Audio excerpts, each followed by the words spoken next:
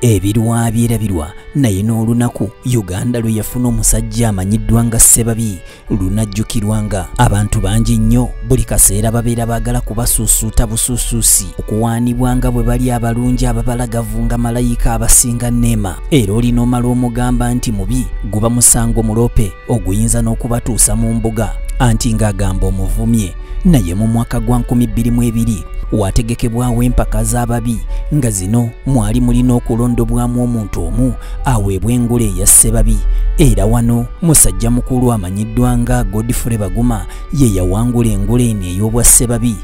bw'atyo n'atikkirwa n'aweebwa n'ebirabo ebyali bigenderako ono okumanya yeeyagalira mu bubi bwe yatambuzibwanga mu bitundu eby'enjawulo n'afuuka kyabulambuzi anti nga bangi bajja okwerolera ku Ssebabi era nga basasula busanga okumukubako eky'omulubaale yadde nga mu mawanga mangi ababi bangi gye bali naye ono munnange atwalibwanga omusajja akyasinze obubi mu ggwanga Uganda n'okwetooloola ensi yonna era ono emyaka 8 emabega yatwalibwa mu ggwanga erya Russia okusisinkana ababi baayo saako ne Bassebabi baayo ono nga yatwalibwa n'ekigendererwa eky'okwogerako nabo ababudeebudde bannabuddu kye bayita kansolingi balekerawo okwekomomma anti bo baalinga batiitiira nga batya okuvaayo mu lujjudde bwe kuba kutambula ko batambula kiro nga balowooza nti bajja kuba babayeeya kubanga babi ono yayogera nabo n'abagamba nti nedda temuli babi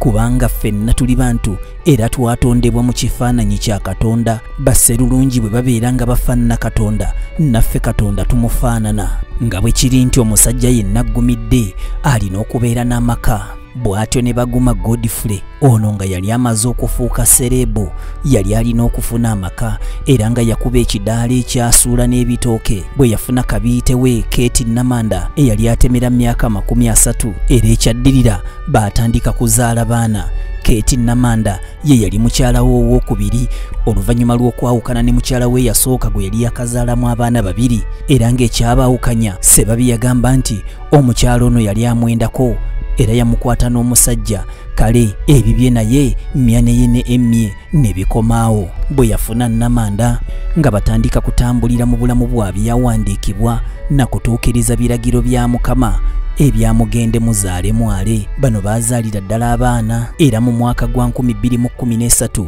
Ssebabi yafuna omwana we ow'omunaana songa ono yali wa mukaaga eri mukyala we Namanda kubanga ababiri yali yabazaala mu mukyala we yasooka ababiri bano baali baakuba embaga makeke era tawuni y'ekyaza nga yayuguuma mu disitulikiti ey'Erwengo nga kuno kwaliko abagenyi abayitirivu era ab'ebitiibwa nga n'okutuuka ku mbaga eno naddala ku reception wali olina okusasula 10,000 eza Uganda okusobola okuwota abagole obuliro. Ssebabi yali musajja mutunzi wa ngatto nga mwajja akasente akamubeezaawo wabula oluvannyuma lw'okufuuka serebu ono yatandika okutambuzibwa nga mu bifo eby'enjawulo naddala ebisanyukirwamu wamma ggwe nga buli amukubako ebirozo tayinza butanyumirwa olw'endabika ye yatandika okuyimba wamu n'okuzannya katemba bangi gwe bamanyi nga komedi asobola okunoga ekigulira magala eddiba mu mwaka gwa 2020 Ssebabi yeewuunyisa ensi amawulire bwe gaayitiŋŋana ne gasaanikira omutimbagano gwonna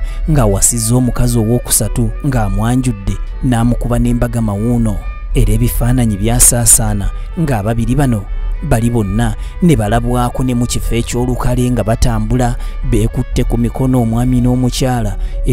wamma ggwe nga gubasaza mu kabu abamu baabijweteka mbu bano abakazi babeera bakiwaanyi ekyewuunyisa Omukama Katonda agemulira Ssebabi abakyala abalungi abalina amaaso amatoobuta nga bw'atemya bw'ati asinga n'empewo efuuwa ku lubalama sibe bakazi boonyooma n'oyisaamu amaaso mu bufiga eringa kidondi kya wuzi nedda bano babeera bakazi ddala abaggumidde wamma abaweesa ekitiibwa era abanyumira amaka kale ebya Katonda bizibu osanga olinga mulamu bulungi talina waakyama naye ng'ekitiibwa ky'obwa Ssaabawuulu yakisuza ku kyalo anti ng'abawala olumulengera bamudduka misinde ate nga ne gwafunye okuteeka maka afumbayo 2 n'anoba aba Ssebabi bafumbira ddala ne bawangaala n'abaana ne bazaala kyokka n'osanga olinga mulamu bulungi talinaako kamogo naye nga ku kyalo ye Ssaabagumba anti nga tewali mukazi yali amulimbyeyo yadde olubuto kale ebya Mukama birabedduka